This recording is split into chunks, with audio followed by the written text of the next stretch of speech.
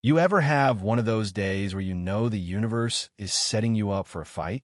I mean, not the bar brawl, fist-throwing kind, but the slow burn, silent war kind, where people roll up with papers and fake smiles and think they could just take what's yours. That's the day I watched the president of the HOA roll up my driveway with 2 suits and a forged survey map, standing there telling me my own driveway suddenly belonged to community access. Funny, right? The only thing that got tested that day was my patience not to knock their teeth in. Let me back up a sec so you see how deep this goes. It started just after lunch clouds, barely moving. Everything so quiet you could hear your own heartbeat in the pines. Then those trucks show up big, shiny, and black, the kind that cost more than my whole damn cabin. 4 men get out, 2 in suits, 2 who look like they bench press cinder blocks for a living, walking in step like they're ready for a corporate raid. They don't belong here, their shoes, their haircuts, their attitude. And I don't wave, don't move, just lean on a post my grandpa set 60 years ago and let them get a good look. You know what I mean? Sometimes just standing your ground is the only message you need. See, this wasn't new. The letters from the Sable Ridge Estates HOA had been piling up for months. Complaints about my grass, my paint, the wood pile. Karen Sunshire at the bottom of every letter, her name curled like a snake. I burned her letters in the wood stove just to keep the place warm. But then 2 weeks back, a survey crew came, planted pink flags inside my property, slicing my land right in half. Not about grass anymore. This was a land grab. I pull out my phone speed dial page, my sister, who works at the county recorder's office. She's already clacking at the keyboard. Find a revised survey map filed by Sable Ridge Minerals LLC, a shell company registered to a P.O. box. Never heard of them. But of course, the same hand that signed the HOA letters signed those too. Karen was using the HOA like a crowbar, prying open my land for her own plans, turning my driveway, the whole front of my property, into common access for some development. I can see the men at the trucks just scoping it out this time. The real trouble would come soon. Karen, bold in a floral shirt, tried the front gate herself later that week, a realtor in tow. I didn't open it, just pointed to the sign I'd bolted to the steel. Private property. Not for sale. Took a picture with the date and time. Let her stew in her own frustration. After they left, I walked my real property line oak with the split trunk, the granite boulder, the iron marker Grandpa hammered him back in '60. This land is more than a tight light's legacy, a promise. But I'm not stupid. I left the pink flags as bait. Ran tripwire to a tiny doorbell alarm only I'd hear. Sent Paige pictures of their license, Platesh good. Came back to the house as dusk set in, the world holding its breath. It's the peace before a storm, the quiet that makes you sweat. My wife, Tess, she's not the kind who panics, she organizes. While I was rigging alarms in the brush, she was wiring up the basement command center style. Grandpa's old workbench, now a fortress. Cameras everywhere. Drone on standby, backup power rigged, everything running through a web test spun in just hours. She was calm, her fingers on a keyboard, army green sweatshirt, ponytail tight, her eyes tracking every shadow on those monitors. Comms hub is operational, she says, barely glancing up. We're not just sitting ducks. And Paige dug up gold. Turns out Karen bought her house cash, above asking, just 6 months ago. Used to work as a land acquisition consultant for a mining giant out west. Suddenly the whole thing clicks. She isn't after a parks, after what's under the ridge. My cabin is the key to the whole dam or deposit, and the HOA is just the pretty mask on a mining operation. We plan legal defense, live stream ready at a click, title card prepped, illegal eviction attempt in progress. Physical defense, 2-gate chained, but with a trick cable just waiting. And psychological? That drone spotlight, the speaker wired to a microphone, so they don't just see us, they hear us. By night, we're all nerves staring at screens. Every sound the wind makes could be the start of a siege. Hours pass. Then headlights. The black trucks, the Realtor sedan. Figures stepping out, moving with purpose straight to my gate.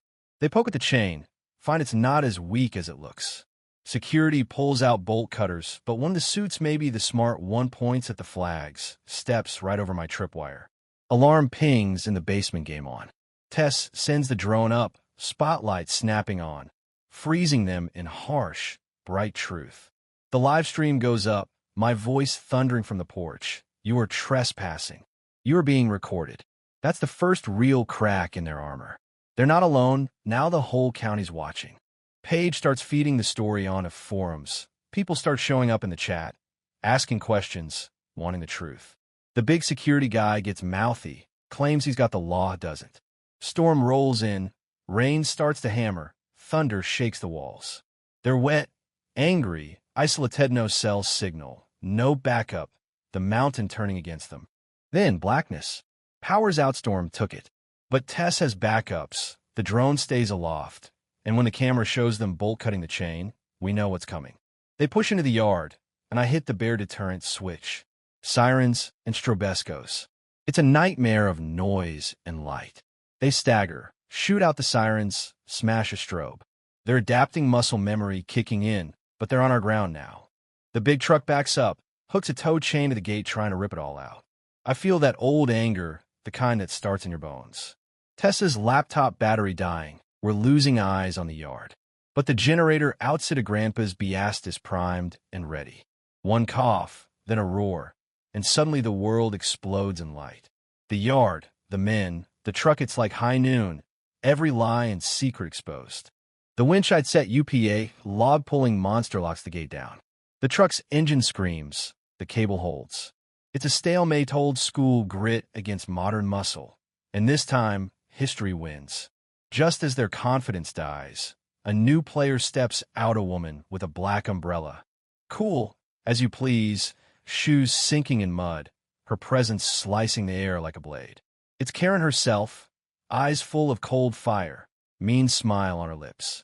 She orders her goons, steps right up to the camera, tries to play the paperwork card. I answer, voice calm, flag not accepted. Her legal threats bounce off me like rain off the cabin roof. The security guys get twitchy, hands on holsters. Tess whispers in my ear, watching their every move from a birdhouse cam. We're recording everything. Karen tries the carrot $5,000 to walk away. I almost laugh. This land's worth a fortune to her, but it's not for sale at any price. She drops the act, turns ugly, threatens force, arrest, says the sheriff's coming for me. She thinks I'm trapped, but she's wrong. I invite her to the truck, pull out an old ammo can, set on the hood. Inside, Grandpa's original plat, map hand drawn, filed 60 years ago. The one true document. I show her exactly where her pink flags are, 50 feet inside my legal boundary. Fraud, plain and simple. I let that hang. The suits, eyes wide, realize they've been played. I drop the hammer. Paige is on the line with the sheriff, copies of every document in hand, ready to blow the whole scheme open. Karen pales, then twists down the mountain headlights. Not one, but several vehicles, slow and steady up the switchbacks. It's the law. But just as they get closure, a giant pine falls, slamming across the road. Coincidence? But did someone help along? I don't say a word, just like Karen's sweat. Her security man, desperate, goes for his gun. I don't raise my voice, just tell him flat, don't. Sheriff's department calls out, flashlights dancing. Karen's investors turn on her in a heartbeat, hands up, shouting about being misled. Security flips too, throwing her under the bus. Deputy Milran, old friend, big, calm, takes it all in, cuffs Karen right there in the mud. Fraud, trespassing, attempted illegal eviction, a whole 9 yards. As she's led away, she stumbles, umbrella forgotten in the muck, her plan in ruins. The fight is over, or is it? Dawn breaks, the storm gone, air clean as a promise. Tess beside me on the porch, coffee in hand. We look out at the wreckage, mud, tire tracks, the old gate busted but still standing. Paige calls, news bright and sharp. Karen, faced with jail, flipped, gave up everything. Investors squeal, Sable Ridge Minerals exposed as a front. Judge signed off on an injunction. The survey wiped away, the land ours again. The neighbors, once annoyed, now rally. They see the fight wasn't just for me, it was for all of use against lies, against greed. I walked the boundary one last time, touched the marker my grandpa hammered in, let the weight of the night sink in. How far do you go to defend what's yours? As far as it takes. I never wanted this, but when it came, I didn't run. I stood up. We stood up. Tess, Paige, the whole ridge. We took back our land, not with fists or bullets, but with truth, grit, and a little bit of lightning. Now, with the sun coming up, the question hangs in the air: what happens next? Justice was done, but the scars remain. The ridge is quiet for now, but quiet isn't always peace. Sometimes it's just a breath before the next battle. And that's where I leave Itme's story, my land, my legacy. But let me throw this out to you. If someone tried to take what mattered most to you, how far would you go? Where do you draw the line between justice and revenge, community and self-preservation? Drop your thoughts down below. Share your take on what's right, what's wrong, and what real justice means in a world where the lines get blurry. Because, trust me, sooner or later, the fight comes to all of us.